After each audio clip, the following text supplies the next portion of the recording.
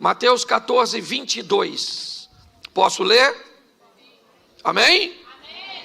Logo a seguir, Jesus fez com que os seus discípulos entrassem no barco e fosse adiante dele para o outro lado, enquanto ele despedia as multidões.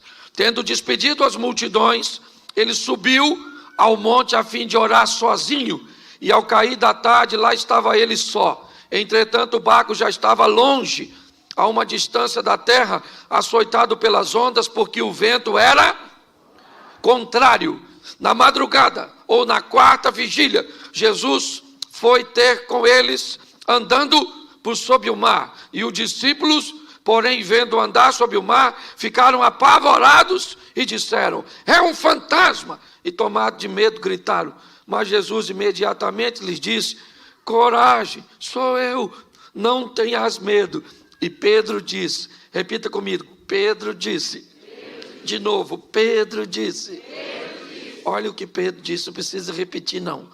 Se é o Senhor mesmo, mande que eu vá até aí, andando sobre as águas. Feche seus olhos. Senhor nosso Deus e Pai, continue falando conosco.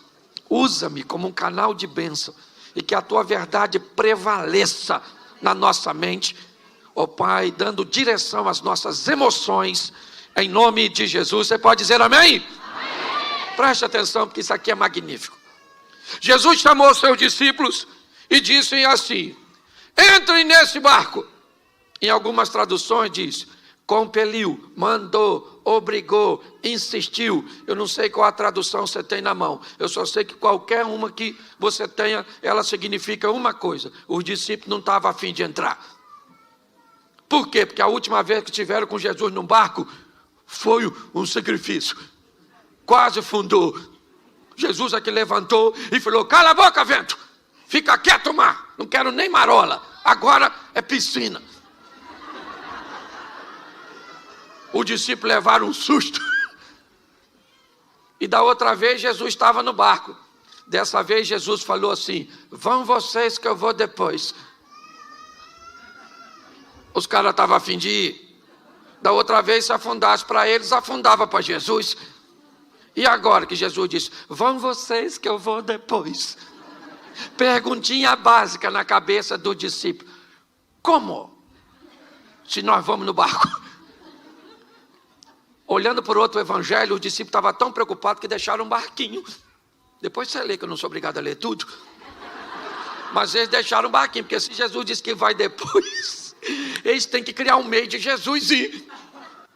Entraram no barco e foram. Jesus disse o quê? Vão vocês, que eu vou despedir a multidão, vou fazer uma oração e depois eu vou. E os discípulos foram, sim ou não? Sim. O vento era contrário, escureceu. O texto diz que Jesus foi encontrar com ele na quarta vigília. Tu sabe que hora é quarta vigília? Tem gente que não sabe nem que hora é a primeira. Bom, vamos lá. A primeira vigília começa às 18 horas. De 18 a 21, primeira vigília. Jesus foi? Então até às 9 da noite Jesus não chegou. Certo? De 9 à meia-noite, a segunda vigília. Jesus chegou. O vento contrário. De meia-noite às 3 da manhã.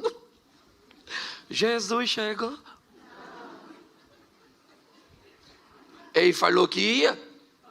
Pois é, há quanto tempo você está escutando que Jesus falou que está vindo? E aí parece que está demorando, né? Pois é, mas fica pronto, porque ele falou que vai vir, ele vem. Tem gente que quer saber se é milenista, pós-milenista, pré-milenista. Segundo a informação que eu recebi é o seguinte: eu vou voltar, arrumo as malas e fica pronto. Se é antes, durante, depois, isso não é importante, fica prontinho, porque a hora que cantou, a gente rapa fora. E quem ficar resolve com... Cuidado que você pode estar rindo de você, eu não. Escute só. Olha só. 3 horas da manhã vai mudar de terceira para quarta. E aí começa, aí a partir das 6, hora a primeira, hora a segunda, hora a terceira, aquela coisa. Certo? 3h da manhã. Os discípulos estão cansadérrimos, apavorados. Mateus era cobrador de impostos, não sei nem se ele sabia nadar. Aquela tribulação dentro do barco, todo mundo com medo. Quem é que aparece andando em cima d'água? Jesus. Podia ter avisado como é que ia. De repente os caras estão com medo, cansados, 3h da manhã, e ele não vem mais. Eu imagino uma revolta. Vem Jesus andando em cima d'água. Tu acredita nisso? Literalmente tirando onda. Vem ele andando sobre. Quando os discípulos viram isso, começaram a gritar: olha lá um fantasma, socorro! Não tinha mulher não, era só homem. E eles começaram a gritar de medo: fantasma, fantasma. Eu imagino Jesus lá fora. Eu não falei que vinha? Para que essa gritaria? Ninguém correu. Ninguém dos discípulos saiu correndo. Por quê? Porque não tem para onde correr, filho. Nessa vida ou você enfrenta ou você enfrenta para ganhar, ou você enfrenta para... Mas você é obrigado a enfrentar. Por isso Jesus disse: eu vou estar com você nessa peleja, para que você enfrente e saia vitorioso. Quando todo mundo começou a gritar, Jesus gritou lá de fora: calma, gente, sou eu, fantasma não. Aí deu aquele silêncio, todo mundo ficou olhando, estava meio escuro, amedrontado, visibilidade baixa. Pedro olhou e falou: aí, é o senhor mesmo? Se é o senhor, manda eu ir aí. Pensa no silêncio. Como assim, Pedro? Tem um cara andando em cima d'água.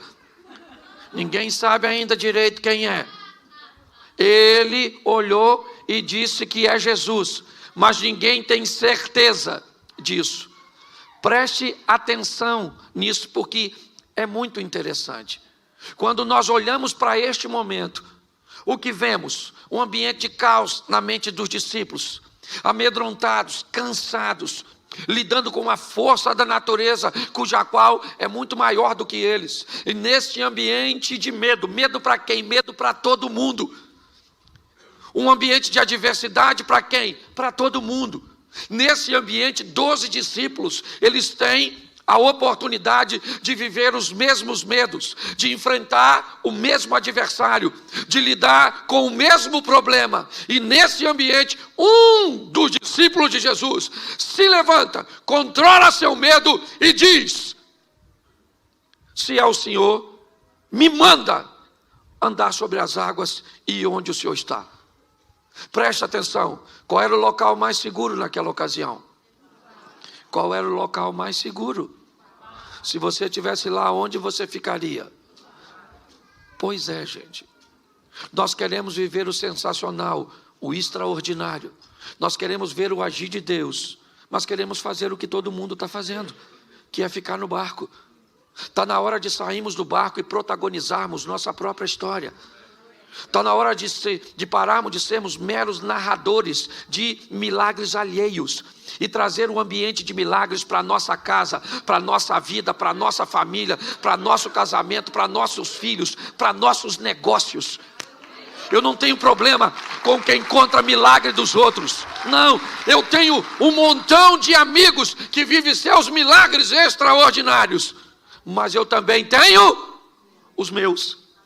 Os milagres que Deus tem feito na minha casa, nas minhas finanças, nos meus negócios, no meu ministério, é assim que funciona. Mas para que isso aconteça, está na hora de você parar de fazer o que todo mundo faz e descobrir o novo de Deus para a sua vida. Pedro falou: deixa eu ir aí. O que Jesus falou com ele? O que tinha onde Jesus estava? Nada. O que Pedro foi fazer lá? Nada. Jesus poderia falar: calma, Pedro, poxa, eu estou chegando aí. Já eu estou aí, vim aqui para quê? Jesus parou e falou: chega aí, Pedro, pode vir. Pensa, Pedro saindo do barco. O discípulo deve ter falado o quê? Pedro bebeu? Ele não deve estar bem da cabeça. É ou não é? O que ele quer ir fazer lá fora? Bom, olha só. Pedro sai do barco? Sim ou não? Sim. E vai andar sobre? Isso. Ele vai lá, volta com Jesus. Quando Jesus entra com Pedro no barco, sabe o que os discípulos falam? Verdadeiramente, o Senhor é Filho de Deus, o poderoso. E Pedro lá deve ter falado, mas ninguém foi lá fora. Vamos imaginar um culto desse na igreja dos discípulos? Depois desse fato que nós acabamos de ler. Vamos imaginar 11 discípulos levantando no meio da reunião e dizendo, gente, gostaríamos de dar um testemunho. Esta semana nós vimos um homem andando sobre... Só que nesse mesmo culto, Pedro poderia dizer, posso falar uma coisa? Só para deixar registrado. O homem que eles viram andando, fui eu. Pastor, o que você quer dizer? Que está na hora de você fazer o que nunca fez, para viver o que nunca viveu. Está na hora de você se destacar, que os outros quiserem que se destaque, mas você tem que parar de ficar olhando para os outros. Entenda o que Deus quer fazer na sua vida, para onde Ele quer te levar, a oportunidade que Ele quer te dar. É isso que eu quero que você entenda nesse momento. Faça algo de novo pelo seu casamento. Faça algo de novo pela sua vida profissional. Faça algo de novo para o seu ministério. Faça algo de novo para que algo de novo aconteça na sua vida. Viver na mesmice vai te levar para onde?